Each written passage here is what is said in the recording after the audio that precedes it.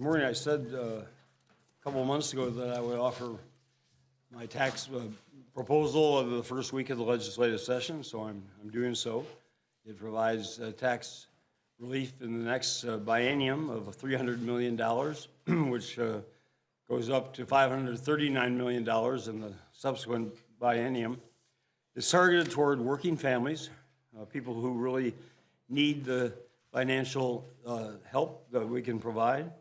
The working family credit is a major feature, $93 million, again, directed toward working families. The child care credit, which I championed the last two legislative sessions, we have the second highest or second most expensive cost of child care of any state in the nation, and it's a real burden on working parents. So this is meant to help them absorb those costs, and there'll be other aspects to child care assistance in my budget bill that will be following in a couple weeks. The military service credit, which gets at more of the enlisted men and women and provides them with tax relief. And then the ag school bond credit, something that Representative Paul Marquardt fashioned last year. It provides a tax reduction of 40% for farmers when school bonds are enacted that would cause a property tax increase for them. It's a way we can reduce their property tax burden while prices remain as terribly low as they are, and also assist schools with getting these referendums passed so that they can make the necessary improvements. Lieutenant Governor, I'm turn it over to you, and then we'll ask the Commissioner to respond. Okay, great. Thank you. Good morning, everybody. I want to just emphasize two things that the governor said. The first is that this is a tax bill that really is going to benefit Minnesota families, and that is what is going to keep our economy strong and keep our state strong. I'm particularly pleased about the agriculture property tax credit that is in this bill. You know, it's not known to a lot of people in the metro area that farm property tax credits have increased over 100% over the last 10 years, and that is really putting a damper on the ability of local communities in greater Minnesota to pass the school levies that are so important to keeping those greater Minnesota schools strong. So I think this is a great tax bill. It's a very bipartisan tax bill, and many of the items that were in the tax bill that we were unable to get through in the last session. We look forward to working with the legislature to get this done. Commissioner Baldwin. Thank you. Good morning. As the governor mentioned, the centerpiece of this bill really is focused on working families, and the working family credit expansion represents the largest share of this bill. As the Lieutenant Governor mentioned, many of these items are familiar. In fact, 2/3 of this bill were represented in the tax bill that was discussed at the end of last session and then throughout the interim. Many of these items the governor has proposed in the past, including items for LGA and CPA, additional funding to support those communities. And then there are just some additional reforms that are contained in the bill. A number of corporate tax reforms, some loopholes that have developed over time that we are proposing to close and level the playing field for all businesses in Minnesota, modernizing the assessment practices for rail, and making some changes for sales tax. So for example, for charities in Minnesota, if you're a federally recognized charity, the sales tax exemption in Minnesota is not coextensive with that federal charity designation. So we would propose expanding that so charities in Minnesota can take full advantage of that sales tax exemption. So there's a number of provisions that help families. The school bond piece that the governor and the lieutenant governor mentioned will aid farmers who already are seeing those levies on their tax bills. And then in addition, there's debt service equalization aid, which will push money out to those school districts so that they can continue to build the facilities that students need across the state. So that's a good pair to ensure that those part of the property tax does not continue to rise. So those are the overview, and I'm happy to answer any questions. The Commissioner is working with the chairs of the House and Senate tax committees and the ranking members on the federal conformity legislation, which they're proceeding very swiftly. I thank the legislature for doing so. It'll make a very big difference to a lot of Minnesotans as they're beginning to file their federal and state tax returns. So I encourage that those measures go forward as quickly as possible.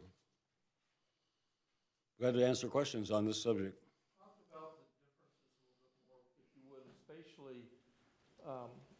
How much in dollars?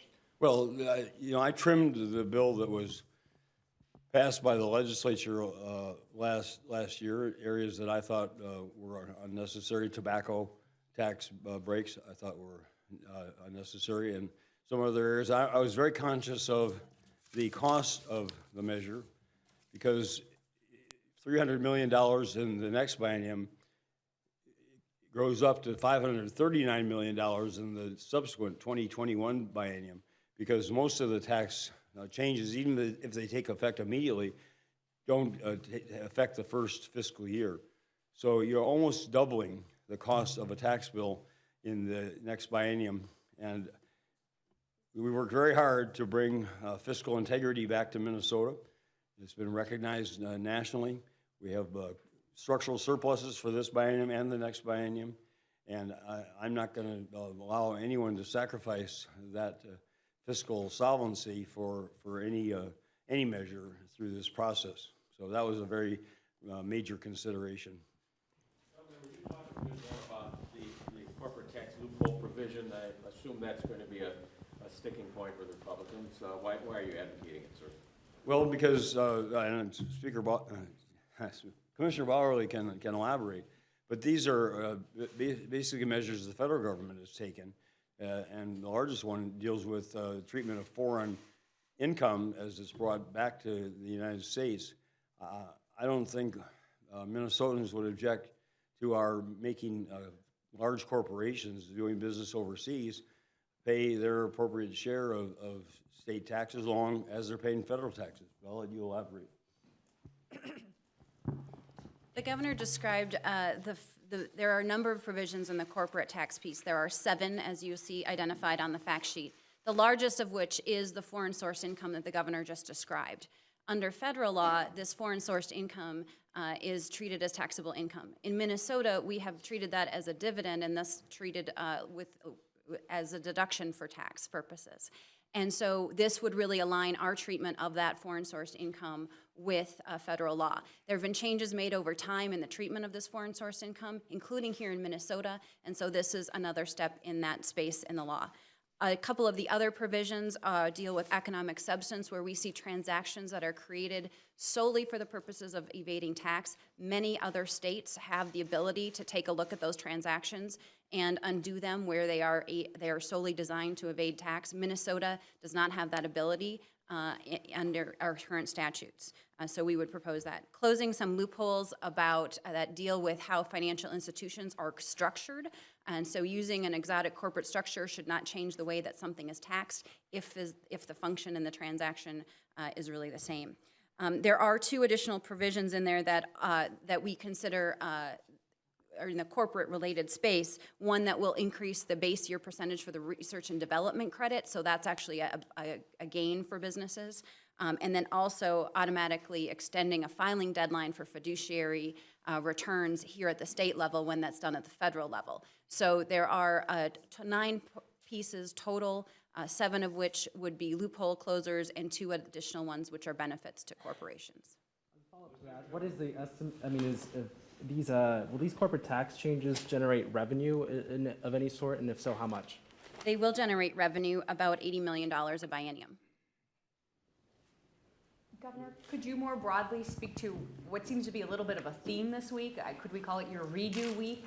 You know, tax bill, bonding bill, things that didn't happen last session and didn't happen in the special session. Are you trying to kickstart those again Well, here as right an away? old ninth grade teacher, we call it a makeup session, yes. These are things that were intended to pass, well, not the premium relief, although that would have been a special session last year, but the bonding bill and the tax bill are both bills that I would wish that had passed last year. The tax bill, again, had a $100 million error in the drafting, which was not discovered until after the legislature adjourned. We spent 7 months trying to get back in a special session to deal with that defect and pass that bill, and that was not successful. And I would just say, in light of the current forecast, the updated forecast, there are parts that, as I say, I think that bill was too expensive for, especially the next biennium, the one following the 2021 biennium. So I wish we would signed it in balance, but there are parts of it that really are unnecessary, don't benefit the general public, and need to be removed in a subsequent bill. And the bonding bill, I said yesterday, is so vitally important to so many projects all over Minnesota, and 23,000 jobs that would generate directly.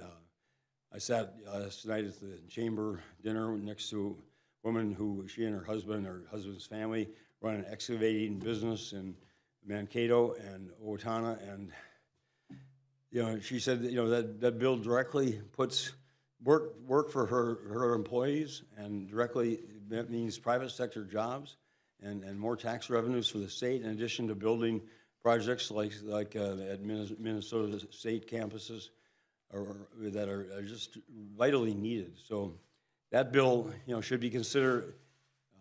Talk about the even-numbered year being a bonding year. And last year you got a big goose egg in the even-numbered year. 0 bonding was passed last year, and that bill didn't reach me. That was not. That was because of a snag at the very end of the session. So, this should be seen as making up for what wasn't done last session, what needs to be done, and then we can look at 2018 as a bonding year as well, and we're back a pace. Tax break in this bill?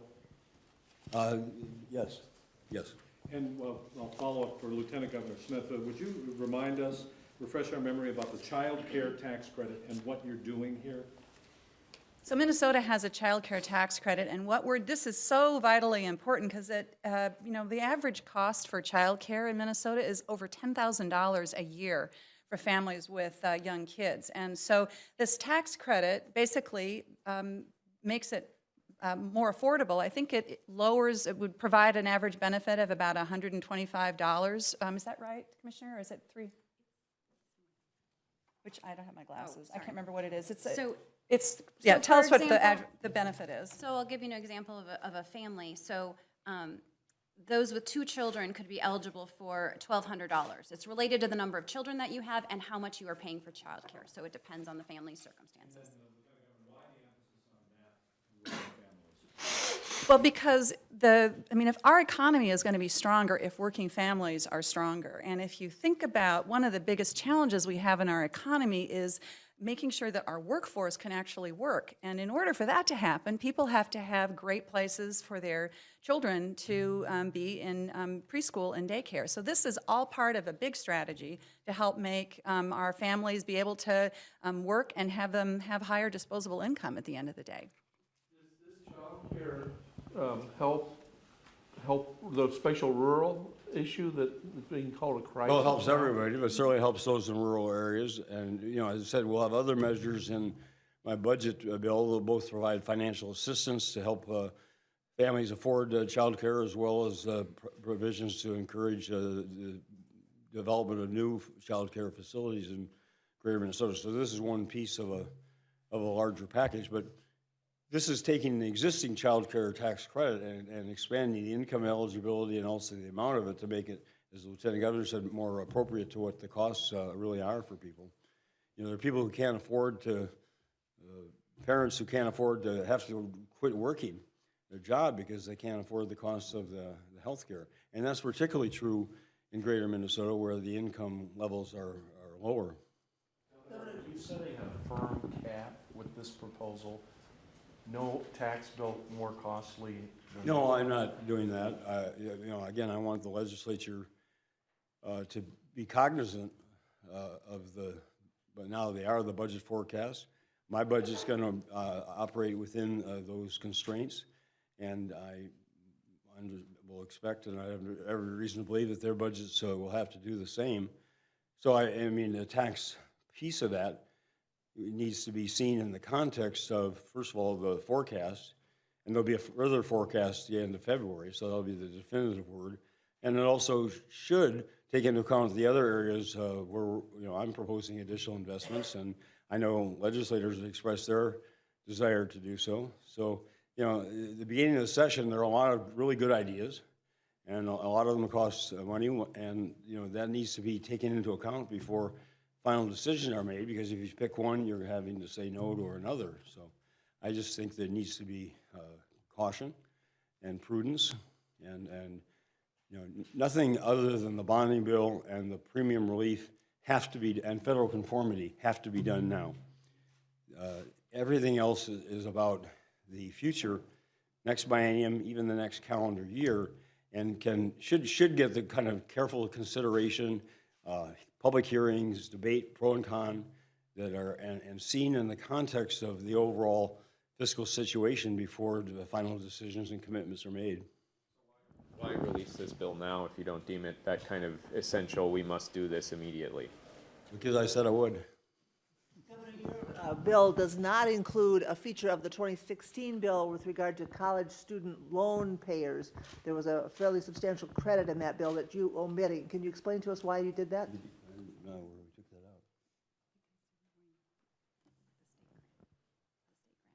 out. I'm increasing my money for the state grant program. It's tough when, you know, when you get to be almost 70 years old. What will be the ongoing financial impact to the budget of this bill compared with last year's tax bill? Be significantly less, especially in the out year. What was it, what the last one was, like 450 for the, what was it for the bill that I didn't sign? The 2016 tax bill was going to cost over $710 million in the out biennium. And how much in the, it was about 450 or 500, do you remember? We'll get to the exact numbers, but it was a neighborhood of 450, as I can recall, and then as I said, the tails were very significant. In the context of 480 for the 18-19 biennium, and over 710 million for the 2021 biennium. And when you look at the forecast, you know, which projects under current spending and tax policy, a $1.4 billion budget surplus in the the 2021 biennium. That's the structural surplus that we worked hard to achieve after years where every future budget with forecast projected a deficit. So that really needs to be carefully considered, along with the effects, obviously, in the next biennium, in all of these measures that are under review. I'd like to follow up on Tim's question about this is a makeup, you said, for what hadn't been done previously. Are you ruling out additional tax cuts or additional tax increases?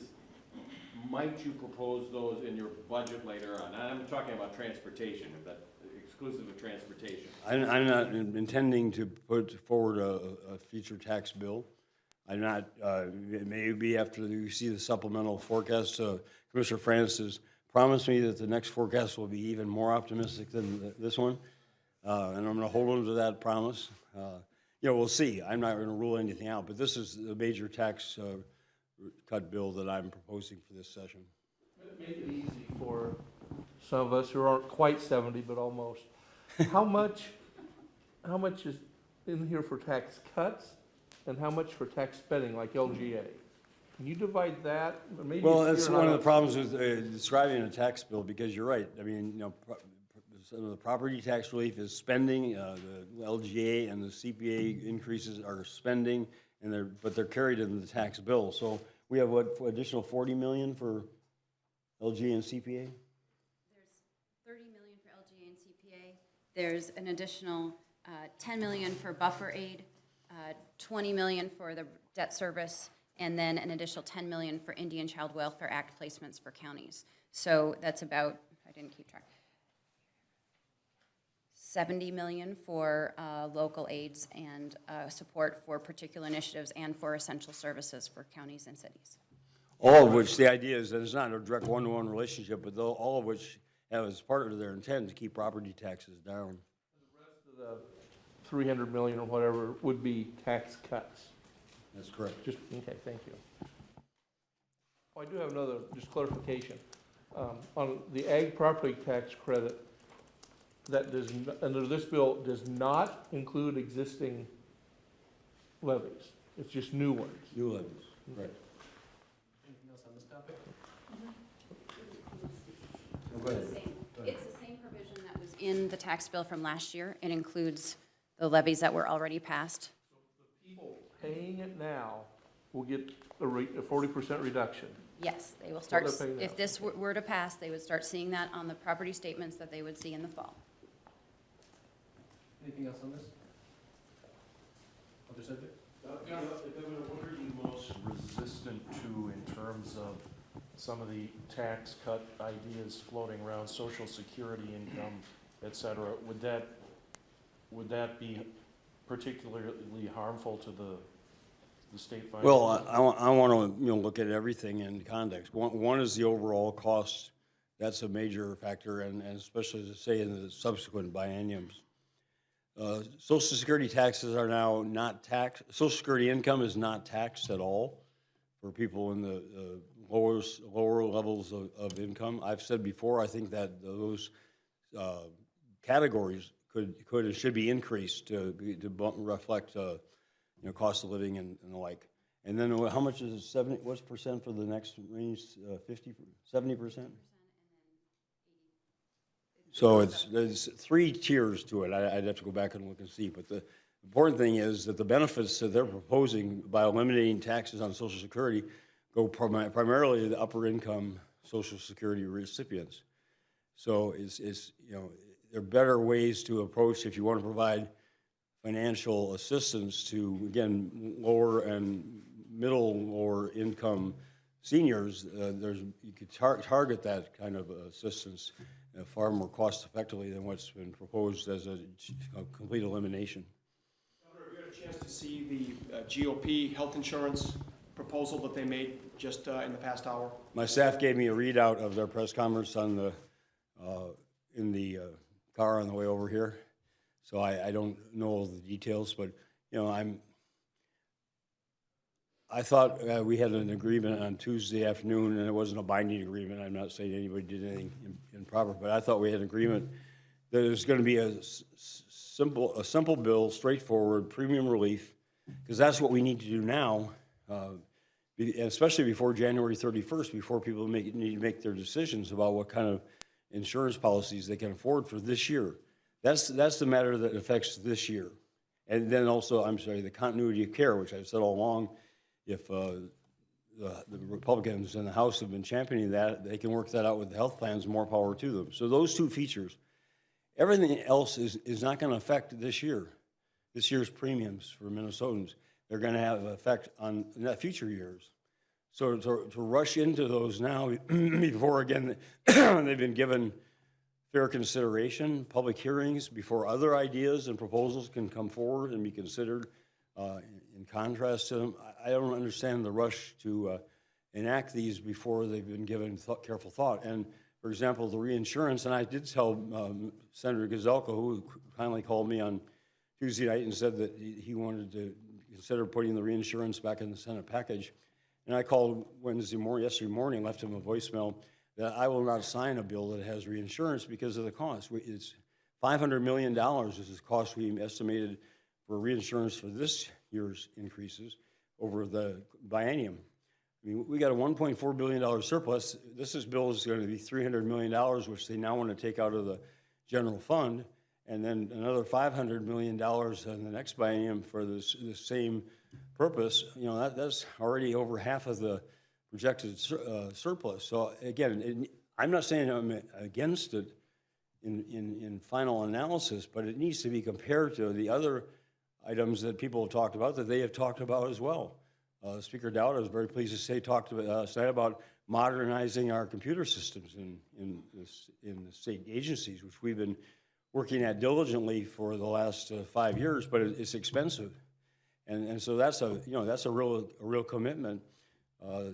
Or personal care attendants. I mean, a whole range of things that are also need to be considered in along with reinsurance before we decide what our priorities are. So as a follow-up, in their short-term proposal, they say the first 3 months, all the people in the individual market would be eligible for this premium relief, but after 3 months, there would be income limits. Do you have a problem still with the income limits? Well, I said at the beginning this was far from perfect. It was a short-term proposal, And we were told by the health plans they didn't have the capability to assess income eligibility beyond the fact that somebody did not qualify for the Affordable Care Act limits. So now they turned it over to Commissioner Franz with, and said, well, you know, since the health plans can't do it, now you figure out how to do it. And I'll let him speak for himself. He hasn't had a chance to assess it either. It's not, I'm all for income limits and we can make an accurate evaluation, but you know, you've got to try to take the real world into account here. And so that, you know, but they're going to have hearings next week, I'm told. Have a chance to have our input, have a chance to look at the bill more carefully. I don't, you know, rule anything out. I'm glad that they have bills now moving forward. I wish they were the simple, straightforward relief bills that could have been passed this week in the House and early next week in the Senate, I was told. So people would have that information and have that certainty before they make their final insurance decisions this month. But given that that's not going to happen, I will engage with them and talk about every aspect of what they are proposing. I don't know if you want to elaborate. Thank you, Governor. I think it's important to remember we came up with a very elegant and simple solution. In October and November, we worked really hard with the Department of Commerce, Department of Health, Department of Human Services, and MMB, and the plans to come up with a system that would work efficiently and quickly, and that was through the invoice mechanism of the plan, so that as an insured, you would get that 25% credit on your invoice, and if it's delayed a few months, you'd get credit for the prior months. But to change that now and require a government agency to issue the checks to every insured, and then to have the income testing by the Department of Revenue adds a lot of cost and a lot of burden, and it just wasn't what the elegant plan that we had designed. Commissioner, does the department have the ability to means test quickly to get checks out? No, it would take some time. Remember, the income material is with the Department of Revenue.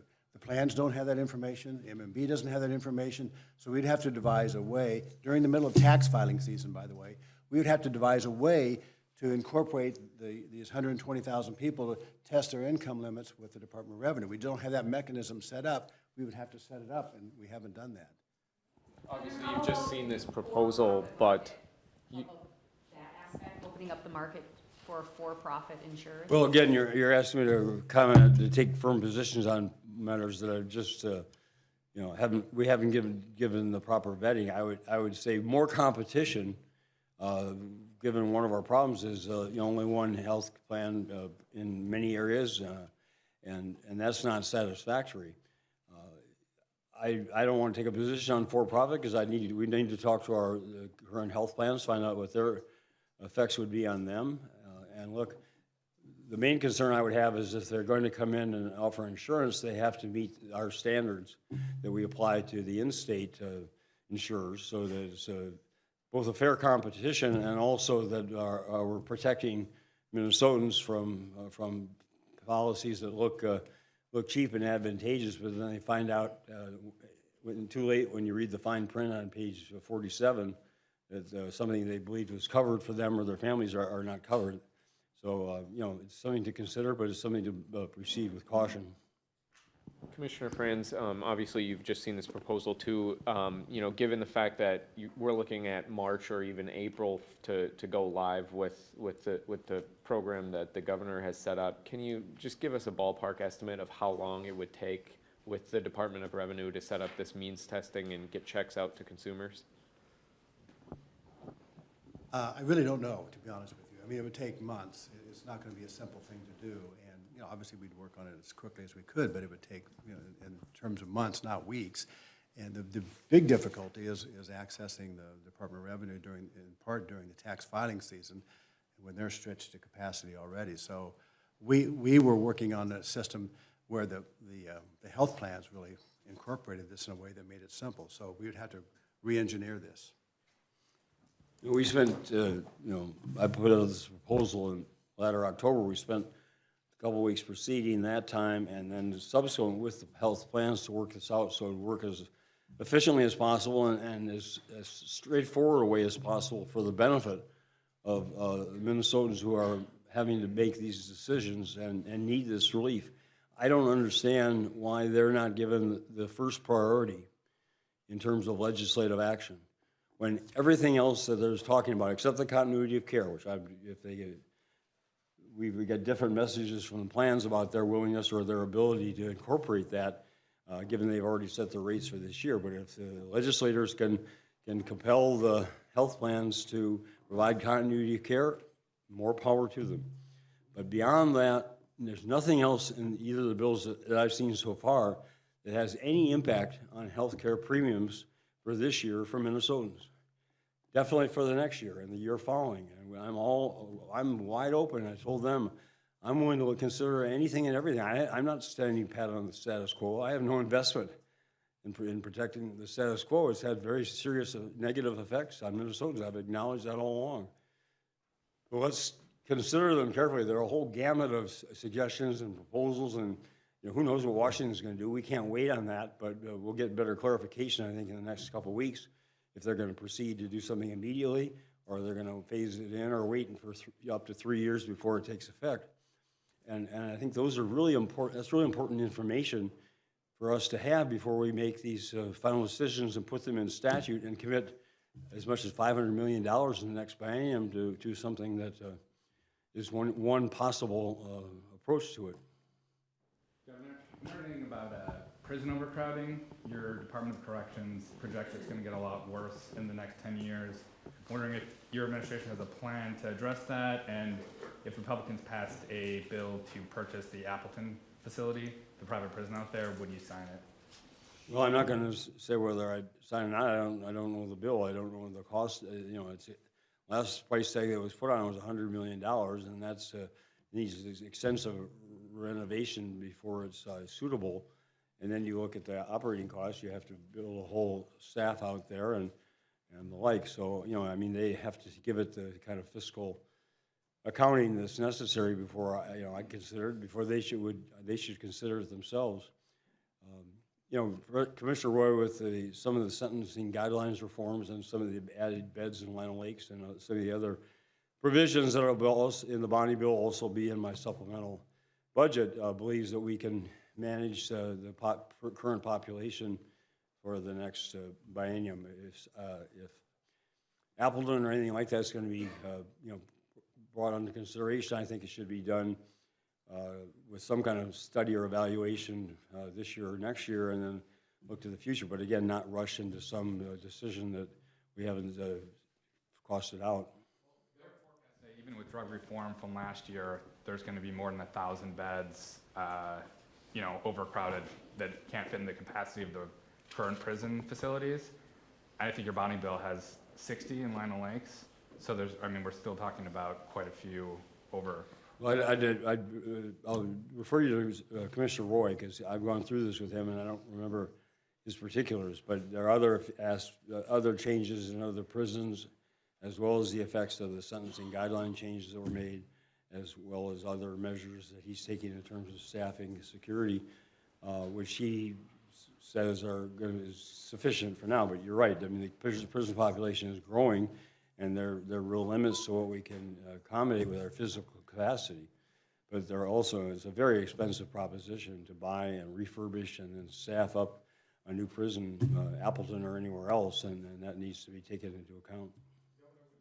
Comment on the closing of Macy's in downtown Minneapolis, the symbolism of that, and reflect on what the Dayton's department store meant for the last 100 years. Well, my father and uncles 50 years ago started up Target, and then increasingly invested in Target, and to the point where when the department stores were sold, Target was 90% of the revenues of the company, thereabouts. I don't have any inside information, but I followed it. That was about the year 2000. So, they were right.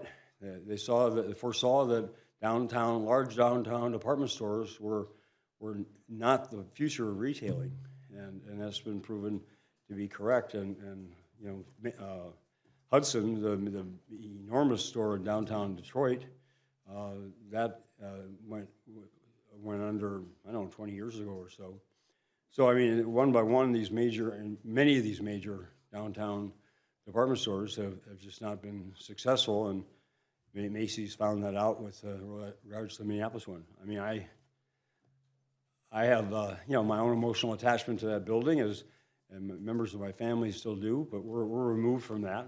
And a lot of Minnesotans my age vicinity who remember that store, but, you know, life goes on. And you know, what's important now is what are the intentions of the new owners, and I look forward to meeting with them along with the City of Minneapolis to see what assistance we can provide them to revitalize the building. Only about a third of it is being used now for Macy's.